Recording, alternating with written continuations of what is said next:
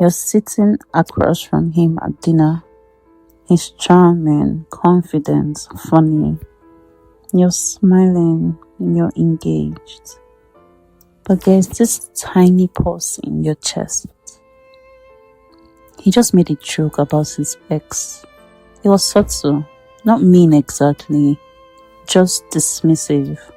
And everyone laughed. So you laughed too. But something in you went quiet for a second.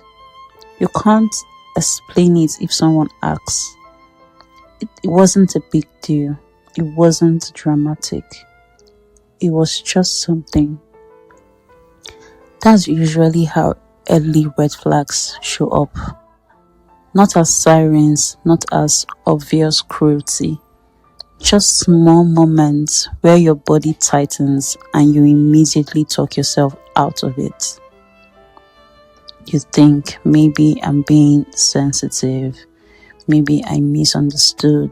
It's too early to judge. And listen, I get it. When you like someone, your brain wants harmony. It wants this to work. So it smooths over things that don't quite sit right. But those small moments, they matter. Every red flags don't always look like huge betrayals. They look like patterns forming quietly. Like when he talks over you, not once but repeatedly. Or when he cancels plans last minute and laughs it off like it's cute. Or when he shares something vulnerable, but when you do the same, he changes the subject. It's not explosive. It's not uneven. And uneven dynamics creates this low-level anxiety you can't name yet. You start thinking more, you start monitoring more, explaining more.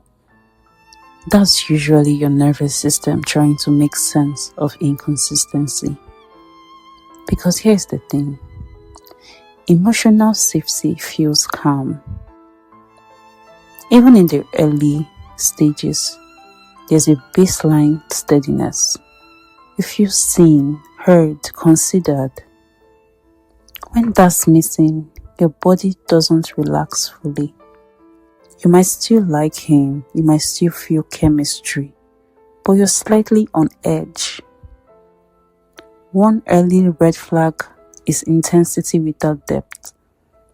He talks about the future on date 3, says you're different from anyone he's met, calls you perfect, and it feels good. Of course it does. But there's no foundation yet. Real connection builds gradually. It asks questions. It listens. It learns. When someone jumps straight to intensity, sometimes they're chasing a feeling, not building something stable.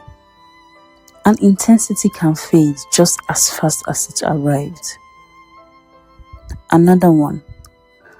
Subtle disrespect disguised as humor. Little comments about your clothes, your friends, your ambitions. Nothing harsh enough to confront, just enough to make you slightly self-conscious. You laugh it off, but later you replay it. That replaying, that's your cue. When something is healthy, you don't need to mentally defend it later. There's also inconsistency. He's warm and attentive one day, distant the next. You feel high when he's close, low when he's cold. That emotional roller coaster can feel like chemistry. It's not. It's unpredictability. And unpredictability keeps your nervous system hooked. You start chasing the good version of him, waiting for it to come back. But stable interest doesn't disappear and reappear randomly in the early stages. If it's already confusing now, that confusion usually grows. Another red flag is how he handles small conflicts. You disagree about something minor, nothing serious, and he withdraws or gets defensive or flips it back onto you. Instead of curiosity, there's ego. Early conflict shows you capacity. Can he stay present when things aren't smooth? Can he listen without turning it into a win or lose moment? Because long-term connection isn't built on perfect agreement. It's built on emotional steadiness during friction. If he can't handle small discomfort now, that's information. Red flags are not about labeling someone as evil or bad. They are about noticing capacity. Some people simply don't have the emotional range for what you need. They might be charming, attractive, ambitious, but they are emotionally unavailable, or they are avoidant of accountability, or uncomfortable with depth. And when you ignore early red flags, it's often because you see potential. You think he will grow out of that, or once he feels secure, he will open up, or once we are official, he will be consistent. But you cannot date potential. You can only date present behavior. That's a hard one. Because it means you have to believe what you're seeing, not what you're hoping for. If you feel like you're over-explaining yourself early on, if you feel slightly anxious most of the time, if you're already editing parts of your personality to avoid triggering something, I want you to pause. Healthy beginnings feel open, not perfect, not magical, just open. You don't feel like you're working on eggshells. You don't feel like you're competing for basic effort. You don't feel confused about where you stand every week. And let me say this as well. Sometimes the biggest red flag is how you feel around him. Do you feel relaxed, or are you performing? Do you feel chosen, or are you proving? Your body usually answers faster than your mind does. Now, none of this means you run at the first floor. Everyone has imperfections. Everyone is learning. But patterns are different from imperfections. Forgetting one text is human. Consistently ignoring communication is a pattern. Making one awkward joke is human. Regularly belittling you is a pattern. Early red flags are about repetition, about the way you feel repeatedly after interactions.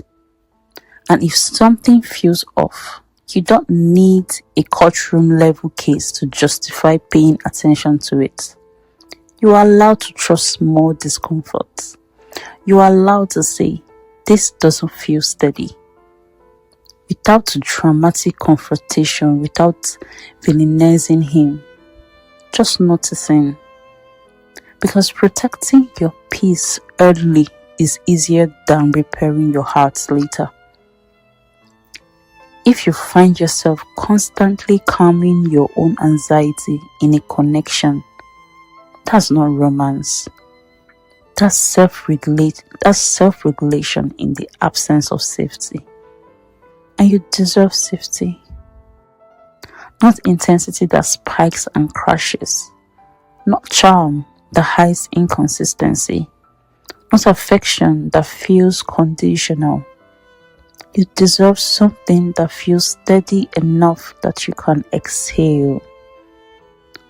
So if you're in that early stage right now and there are tiny pauses in your chest, little moments of doubt you keep brushing away, don't panic, just observe. You don't have to decide everything today, but don't silence yourself either. Let behavior reveal capacity. Let consistency reveal character. And let your own nervous system be part of the decision-making process. You're not being dramatic for noticing patterns. You're being aware. And awareness early on is protection. So sit with what you're seeing. Slow down if you need to.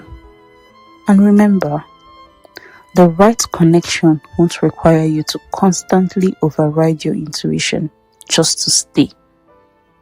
It will feel calm enough that you don't have to convince yourself it's okay. And that calm, that's what you're looking for.